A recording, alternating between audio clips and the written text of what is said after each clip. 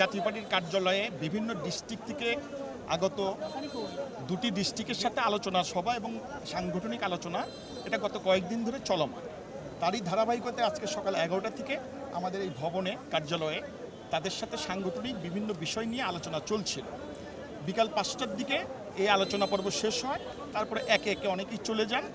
তো আমরা মাগরিবের ঠিক আগ মুহূর্তে অনেকে নামাজ পড়ার জন্য আশপাশে মসজিদে বা বিভিন্ন নামাজের জায়গায় চলে যায়।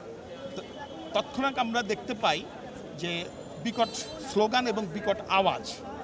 তো সঙ্গে সঙ্গে পুলিশ প্রশাসনের লোকজন যারা ছিলেন তারা তাদের প্রস্তুতি নেয় এবং আমাদেরকে একপাশে সরিয়ে দেয়। দেখা যায় ভবন থেকে আমাদের 60 থেকে 70 গজ দূরে, তখন আমরা চলে যাই বা আমাদেরকে অনুরোধক্রমে সরিয়ে দেয়। তো আমরা দূর থেকে যেটা দেখতে পাই, তারা হঠাৎ করে এসে তারা অগ্নিসংযোগ করে, তারা ভাঙচুর করে, বিভিন্ন অফিসিয়াল কাগজপত্র একতলাতে ছিল যেসব ডকুমেন্টস সেগুলোকে আগুন দিয়ে জ্বালিয়ে দেয়। প্রশাসন তাদেরকে 1, 2, 3 মিনিট রিকোয়েস্ট করে, তাদেরকে অনুরোধ করে চলে যাওয়ার জন্য, ভ্যান্ডালিজম বন্ধ করার জন্য। তারা কর্ণপাত না করার কারণে প্রশাসন এক পর্যায়ে মৃদু লাঠিচার্জ করে। এর মধ্যেই জল কামান আসে, জল কামান দিয়েও তাদেরকে সরিয়ে দেওয়ার ব্যবস্থা করে। এরপর আমরা 100 গজ দূর থেকে, মানে আমরা পার্টি অফিসের এক পাশে 50 গজ, ওদের অবস্থান অপোজিটে 50 গজ, মোটামুটি 100 গজ দূর থেকে আমরা বিকট শব্দ 2-3টা পাই। কেউ বলছে ককটেল, কেউ বলছে সাউন্ড গ্রেনেড। আমাদের আজকে হয়নি, তবে আমাদের পথচারী কিছু ওখান থেকে পাথর নিক্ষেপ, এর আগে তো আমরা দেখতাম যে ইট পাটকেল নিক্ষেপ হয়, কিন্তু আজকে দেখলাম প্রচুর পাথর নিয়ে এসেছিল। তারা পাথর নিক্ষেপ করাতে বিক্ষিপ্তভাবে কিছু লোক, আমাদের 1-2 জন পথচারী, আপনাদের সাংবাদিকদেরও অনেকে, সব মিলিয়ে 5-6 জন হয়তো পাথর নিক্ষেপের কারণে আহত হয়। এবং প্রশাসনেরও 3-4 জনকে আমরা দেখতে পাই রক্তাক্ত অবস্থায়, তাদেরকে ধরে রমনা থানার দিকে নিয়ে যায়।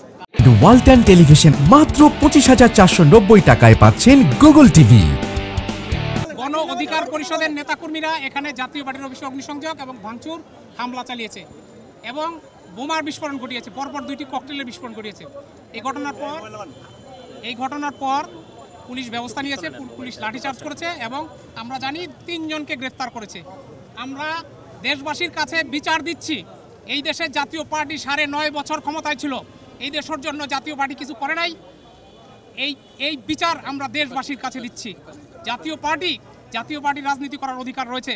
জাতীয় পার্টি এই দেশে রাজনীতি করবে এবং সব সময় জাতীয় পার্টির কর্মসূচি থাকবে এবং এই দেশে জাতীয় পার্টির রাজনীতি জাতীয় পার্টি করে যাবে ইনশাআল্লাহ। আমরা জুলাই আন্দোলন বা অভ্যুত্থান বা বিপ্লব যাই বলি না কেন, তাদের যে স্পিরিট ছিল সেই স্পিরিটের সাথে দেশের জনগণ ছিল, সব দল, আওয়ামী লীগ বা 14 দল ছাড়া সকল দলেরও ভূমিকা ছিল।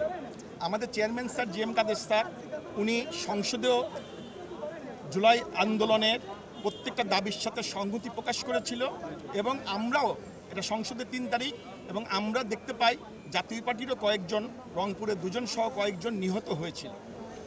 এখন আমরা দেখতে পাচ্ছি বিগত 1 বছরের মধ্যে আমাদের সরকারি পৃষ্ঠপোষকতায়, একটি অংশের পৃষ্ঠপোষকতায় আমাদের কার্যালয় ইতিপূর্বে 2বার অগ্নিসংযোগ করেছিল। গতকালও 3 বারের মতো এসেছিল, আজকেও যে অগ্নিসংযোগ করতে পারলো তাতে 3য়বারের মতো অগ্নিসংযোগ করলো। আমাদের প্রশ্ন, আমরা কি মধ্যযুগীয় বর্বরতার দিকে ধাবিত হব? এই কি আমাদের প্রত্যাশা? জুলাই স্পিড কি এইটাকে চায় যে আমাদের মধ্যে বিভক্তি সৃষ্টি করবে, আমাদের মধ্যে বিভেদের দেয়াল সৃষ্টি করবে? এটা কি আমাদের প্রত্যাশা? জুলাই স্পিড তো নিশ্চয়ই তা নয়।